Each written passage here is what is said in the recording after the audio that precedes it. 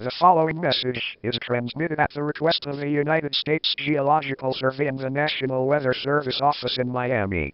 A 7.4 magnitude earthquake was reported about 30 miles off the coast of Havana, Cuba, or about 60 miles off the coast of Key West, Florida. A tsunami has been produced. Estimated arrival times for tsunami waves are as follows.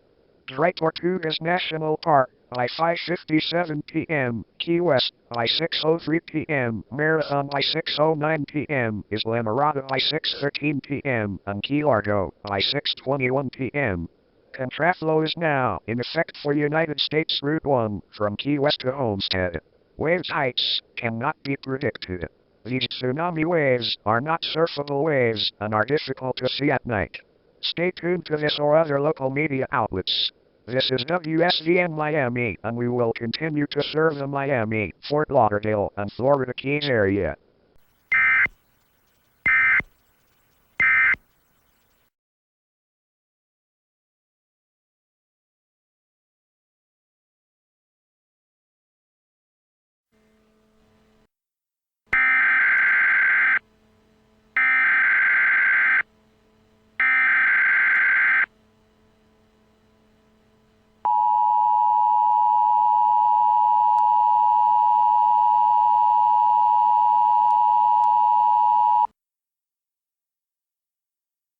The following message was transmitted at the request of the National Weather Service office in Miami.